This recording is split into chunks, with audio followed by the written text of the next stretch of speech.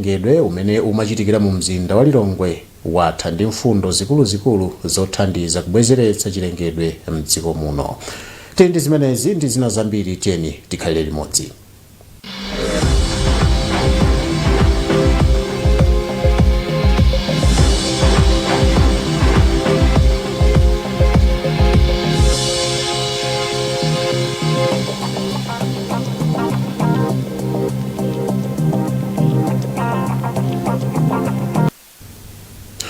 Nkhani yathu yoyamba, dziko lino lalandira katemera wa AstraZeneca wokwana 169,800 amene wafika kudzera pa bwalo la ndege la Kamuzu m'boma la Lilongwe. Ofalitsa nkhani ku nduna za umoyo a Adrian Chikumbe wati katemerayu ndi thandizo lochokera ku dziko la Sweden. Blessings Mpinganjira ali ndi ripoti. Malingana ndi ofalitsa nkhani ku nduna za umoyo, katemerayu ayamba kugawidwa mzipatala za mdziko muno lolemba. Achikumbe ati katemerayu yemwe ndi okwana 169,800 athandiza kukwanitsa masomphenya aboma kuti anthu 60 pa 100 aliwonse alandire katemera. Iwo ati katemerayu ndi thandizo kuchokera mdziko la Sweden. Ndizoona kuti pamene kulankhula pano katemera winanso owonjezera okwanira madosi 160,800 AstraZeneca amene wa afikanso mdziko muno, ndipo pakadali pano tikhale ndithu tili pakalikiliki lero komanso mpaka mawa tikhale tikugawa katemera ameneyu kuti pofika mande akhale ndithu atafika kumaboma onse mdziko muno. Malingana ndi nduna za umoyo, anthu 861,038 alandira katemera mdziko muno. Msonkhano waukulu wa zachilengedwe umene unachitikira mu mzinda wa Lilongwe watha ndi mfundo zikuluzikulu zothandiza kubwezeretsa chilengedwe mdziko muno. Mfundo za kumsonkhanowu zikhalanso zina mwa mfundo zimene akazikambirane ku msonkhano waukulu wa zachilengedwe wa mayiko akumwera kwa Africa m'bungwe la SADC umene uchitikire mdziko muno posachedwapa. Rebecca Chimjeka ali ndi ripoti. Kumsonkhano mkhalapa mpando wa komiti ya ku nyumba ya malamulo yoona zachilengedwe awirani chilenga aopseza achinyamata kuti akapitiriza kunyozera kusamala zachilengedwe azapezeka kuti akukhala pa chipululu. Achilenga ati achinyamata komanso anthu onse mdziko muno ayenera kutengapo mbali pa nkhondo yobwezeretsa chilengedwe m'malo. Iwo ati ndondomeko zabwino zomwe anthu ndi mabungwe amakonza sizingakhale zatanthauzo opanda anthu kudzigwiritsa ntchito. Achilenga apempha achinyamata kuti asinthe maganizidwe awo ndi kuyamba kutenga mbali pa nkhani zachilengedwe. Kazembe wa bungwe la United Nations kuno ku Malawi, Maria Jose Torres, apempha anthu onse ndi mabungwe onse kuti agwirane manja pa nkhondo yobwezeretsa chilengedwe.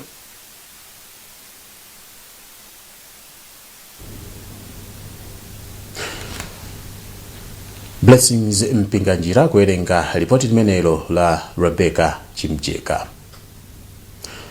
Ndalama zogwirira ntchito manga msewu wa Njakwa Livingstonia umene ndi wa makilomita 75 akuti zatsala pang'ono kutha ngakhale ntchitoyi isanathe.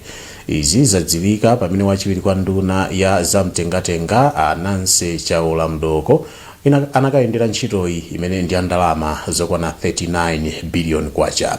Samkalimira ali ndi zambiri mu ripoti ili. Malingana ndi mmodzi mwa akuluakulu a projekiti a Francis Namonjeza, ntchito yomanga msewu wa Njakwa Livingstonia yomwe inayamba mchaka 2016 yadutsa nthawi yake yomalizira ntchitoyi, ngakhale pakali pano yadya ndalama zokwana 92 kwacha pa 100 kwacha iliyonse ya ntchitoyi. Anamonjeza anena kuti ndalama zambiri zagwiritsidwa ntchito pakati pa makilomita 25 omwe ntchitoyi yayenda kuchokera ku Livingstonia kukafika ku Phwezi, kamba kuona kuti kunali ntchito yayikulu ngati yosowa mapiri ndi miyala. Iwo mwachitsanzo anauza wachiwiri kwa nduna kuna kuti 1 billion kwacha igwiritsidwa ntchito pomanga mlatho wa South Rukulu omwe ndi wa malipande okwana 50, ndipo ndalama zokwana 30 million kwacha azigwiritsa ntchito pomanga mlatho pa Phoka. Iwo kenakanena kuti ntchito yomanga msewu wa Livingstonia Phwezi ikuyenera kutha usanafike mwezi wa Novembala. Ndipo poyankhula pa izi wapampando wa Roads Authority a George Nkhani anati mavuto salephera pa ntchito iliyonse, ndipo komiti yawo ikuwunikira mavutowa ndi kuwakonza. Chokondweretsa kwambiri ndi chakuti tadzaona tokha lero kuti ntchito yomanga msewu wa Njapa Livingstonia ikuyenda bwino. Zotsamwitsa zochedwetsa sizilephera mwachulapo mvula nanga ino ndine tikudziwa kuti mvula amayilamulira ndi Mulungu, ndipo contractor angakhale amakumana ndi zotsamwitsa zimenezo wayesetsa wachilimika, ndipo ndi uyu akutiuza lero kuti pomafika Novembala msewu umenewu ndithu wakhala atamaliza. Ndipo m'mawu awo wachiwiri kwa nduna za mtengatenga Anase Mdoko Chaola anati kondokondwa mmene ntchito ikuyendera, ndipo anena kuti msewu wa Njapa Livingstonia ndi umodzi mwa misewu yomwe boma latonse likufuna kumalizitsa. Msewu wa Nkhani umodzi mwa msewu umene boma latonse lawika patsogolo kuti umalizike. Msewu wabwino umene uli ndi mbiri komanso umene ungatithandize mbali ya zachuma. Ndipo poyankhapo pa za ndalama zochuluka zomwe zakugwiritsidwa ntchito pa msewu, Amdoko anena kuti nduna wawo wamva za izi ndipo ukawunikira. Ntchito yomanga msewu wa Njapa Livingstonia anayikhazikitsa ndi mtsogoleri wakale apita Mutharika mu chaka cha 2015, ndipo ntchito yeniyeni idayamba mu April 2016 ndipo imenera kutha mu chaka cha 2020. Mtsogoleri wa dziko lino a Lazarus Chakwera wapempha mipingo mdziko muno kuti ikhale yoyamba kulemekeza ufulu wa chipembedzo pokhala ololerana. Achakwera anena izi kubembeke mboma la Dedza pamene mpingo wa Katolika umadzoza Bambo Peter Adrian Chifukwa kukhala episkopi wa diocese ya Dedza. Achakwera anayankhula izi poyankhapo pa madandaulo amene mtsogoleri wa mpingo wa Katolika mdziko muno Archbishop Thomas Msusa anapereka, akuti mipingo ina ikumabweretsa chisokonezo chifukwa m'malo molalikira uthenga wabwino imakhala ikunyoza zikhulupiriro za mipingo ina. Blessings Mpinganjira ali ndi ripotili.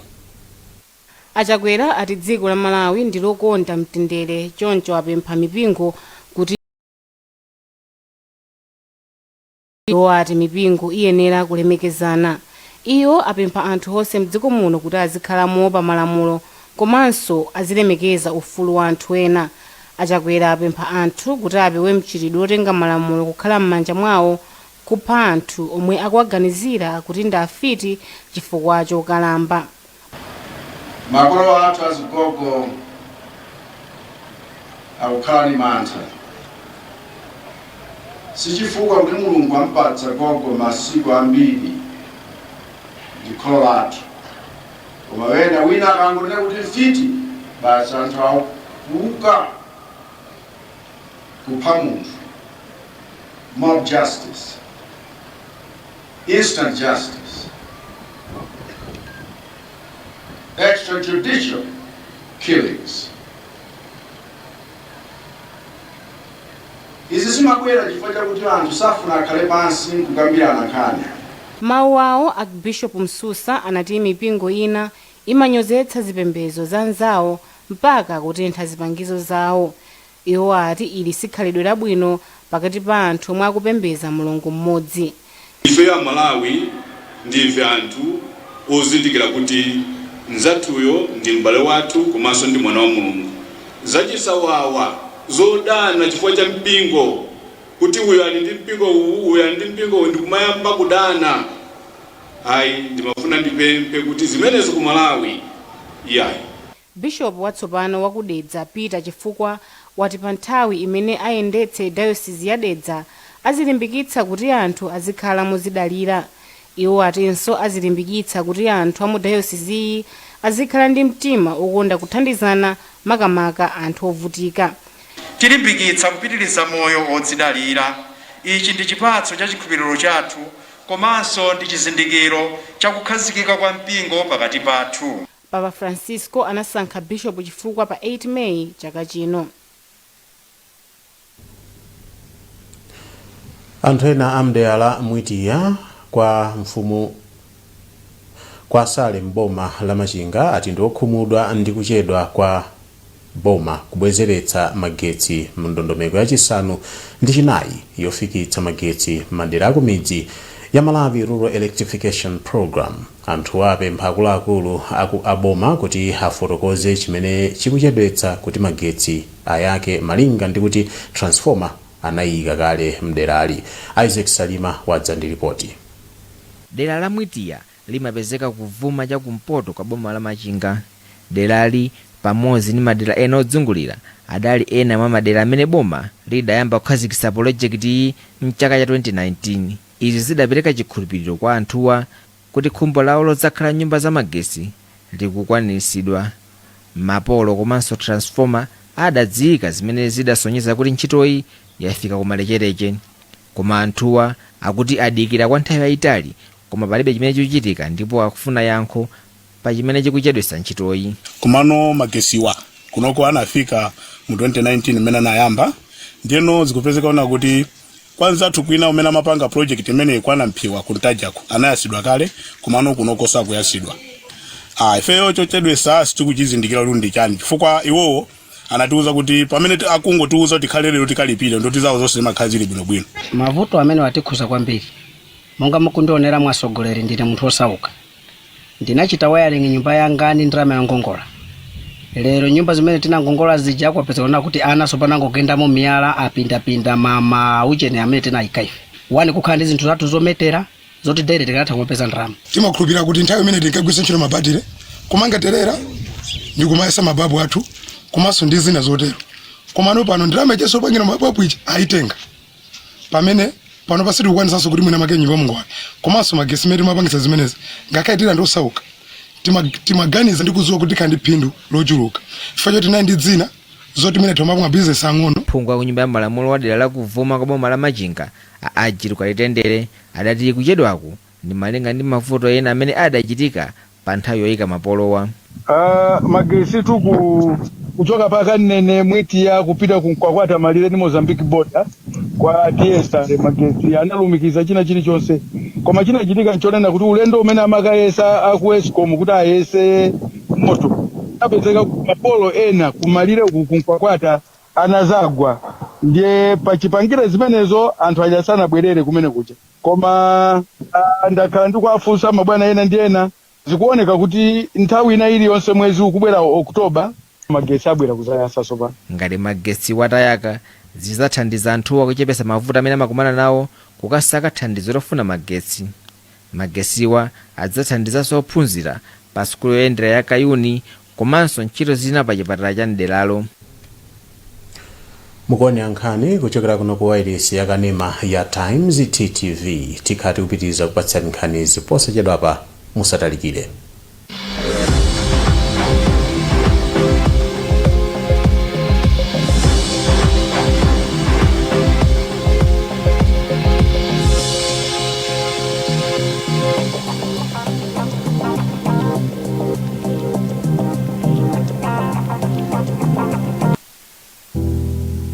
Kumanga zinthu zokhalitsa, kumanga kwaphweka. Ngati mukufuna katundu komanso zipangizo zomangira nyumba musachedwe, bwerani ku shop yathu ya Cash Build kulimbe. Kumeneku mukapeza zinthu zosiyanasiyana komanso zolimba pa mtengo wa zii. Kumeneku kuli manual selling boards, garage doors, aluminium ndi steel window frames mwazina. Bwerani mudzazionere nokha. Ife a Cash Build timanyamula kukasiya katundu imwe matigula kumadera ozungulira Blantyre mwaulere. Komanso timapereka upangiri pa zinthu zomwe mukufuna. Mukafuna zambiri mutipeza pa www.cashbuild.co.za kapena bwerani pa nyumba ya City Plaza tisanafike pa Yanagis. Shop yathu ili pafupi ndi Electra Sales mu Masauko Chipembere Highway kulimbe. Tiyimbireni lero. Cash Build kugula zinthu zolimba pa mtengo wa zii.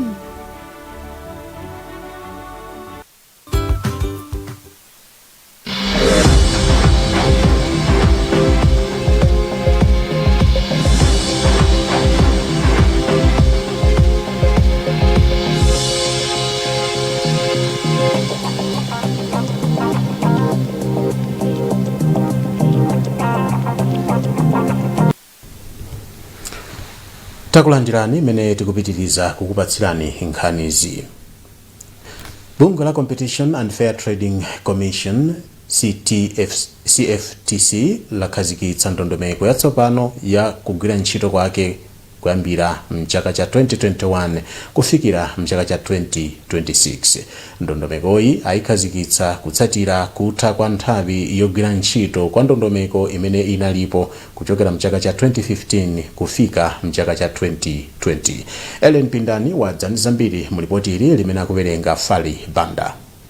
Mmodzi mwa akuluakulu a bungweli a Jerry Jana wati ndondomeko yatsopanoyi ithandiza kuthana ndi mavuto okhudza chitetezo cha ogula pa nkhani za malonda. Mitengo ya zinthu zimene zikuchitira tapanga ma investigations ambiri, tikapanga ma investigation tikupeza kunena kuti kodi nkhuku zinthu zikuyenda bwanji, ma distribution ya nkhuku chani zonsezi zimachita affecting.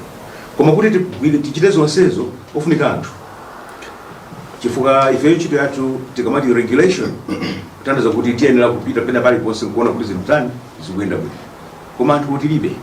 Alright, ndiyenso anthu ongati kanakhala nawo tifuna magalimoto kuti aziyendayenda kufikira wina aliyense. Ajana ati ali ndi chiyembekezo kuti ndondomeko yatsopanoyi ithandiza kukwaniritsa cholinga cha boma pa chitukuko popeza yapangidwa molingana ndi masomphenya a Malawi pofika chaka cha 2063 komanso ya boma yoyang'ana za chitukuko. Chiwerengero cha mabanja awana komanso amayi achitsikana m'boma la Machinga chikupitirira kukwera, chinthu chimene ofesi yoona za chisamaliro cha anthu m'bomali yati ndi chokhumudwitsa. Mkulu woona za chisamaliro cha anthu m'boma la Machinga a Lawrence Matiti wati kuchokera mwezi wa Mei chaka chatha kufikira mwezi wa Mei chaka chino ofesi yake inalandira malipoti akuti asungwana okwana 2,950 ndi amene anatenga pathupi pamene 950 ndi amene analowa m'banja. Izi azinena pa msonkhano wowunikira ntchito imene bungwe la Young Women Christian Organization of Malawi likugwira kudzera mprojekti yake yothandiza amayi achitsikana. Amatiti akufotokoza. Kumachinga kwathu kunoko nambala ya atsikana amene akhanana anzawo ndiyochuluka kwambiri. Zimenezi zikubwera chifukwa cha zinthu zosiyanasiyana zimene zimachitika kumachinga kuno. Mwachidule atsikana ambiri zili ana ambiri amasowa mwina malo amene amakakumana ndi anyamatazi nzawo atsikana nzawo mwina ndikumaphunzira zinthu zosiyanasiyana kuti asalowerere mu mchitidwe wogonana komanso kuti akhozotenga mimba. Komanso nkhani ya zikhalidwe zathu zina zimene zimachitika kumachinga kuno zimakolezeranso nthawi nake kunena kuti atsikana ambiri azipanga zachiwerewere zimene mapeto ake atsikana aja amapezeka kuti atenga mimba, enanso mwibi akukwatiwa kumene. Ntchito zimene akupanga anzathu a Christian Young Women Association zathandizira kwambiri kwathu kumachinga kuno poonetsetsa kuti atsikana amene atenga mimba akubwerera ku sukulu. Mkulu woona za chisamaliro cha anthu m'boma la Machinga a Lawrence Matiti. Ndipo pamene kugwirizira mudindo wa mkulu wa bungwe la Young Women Christian Organization of Malawi a Alice Bwanausi wati akuyesetsa kulowererapo pa zifukwa zimene zikuonjezera mavuto oterewa. Ndinganene kuti ntchito ikuyenda bwino chifukwa programu imeneyi ndi ya zaka zitatu, tinayamba 2019 kumapeto ndiye kuti timaliza chaka cha 2022. Panopo ntchito ikuyenda bwino chifukwa choti atsikanawa takwanisa kuwapa sama training oti iwo angathe kumapanga ma business ang'ono kumazidalira pawokha pachuma. Tikukonzanso ndondomeko yoti tiwagawire ndithu timaloni toti tiwathandizire kuti iwo angathe kuyamba ma business ndi kumapeza ndalama zoti iwo azizidalira pawokha ndi kutha kuthandiza ana awo. Amene akufuna kubwerera ku sukulu ndithu tikumathandizira. Tinawo ndithu atsikana omwe anasankha kuti abwerere ku sukulu. Mkulu wa bungwe la Young Christian Women Organization of Malawi Mai Alice Bwanausi. Ndipo bungwe la Malawi Liverpool Welcome Trust lati likufikira zipatala zing'ono za mboma la Blantyre ndi uthenga wa mmene anthu angamasamalire anthu odwala nthenda ya mphumu. Namwino pakafukufuku a Beatrice Chinoko wanena izi pa chipatala cha Mpemba mboma la Blantyre pamene amakumana ndi adindo osiyanasiyana kukambirana zokhudza nthenda ya mphumu. Achinoko ati afikiranso anthu amadera akumidzi kwazindikiritsa za nthendayi. Sena Tambula ali ndi zambiri mlipotili. Mphunzitsi wankulu pa primary ya Chisawani ku Mpemba Augustine Nyongolo wati pali ophunzira angapo amene amadwala nthenda ya mphumu pasukulupa, ndipo ati uthenga umene Amalawi Liverpool Welcome Trust akupereka uthandiza kuti ana amene akuvutika ndi nthendayi adziwathandiza moyenera. Maphunziro amene wawa akuoneka kuti ndi aphindu kwambiri makamaka kwa ifenso aphunzitsi, chifukwa poyamba tinalibe upangiri umene timatha kuwathandizira ana, koma chifukwa chakubwera kwa maphunziro awawa ndi kuti tikamachoka panopo ana aja ngakhale akuonesa zizindikiro za asima ndi kuti tizakamba kuwapasa first aid yawo pa sukulu pomwepo before kwaitana mwina makolo awo kapena kubwera nawo kuno kuchipatala.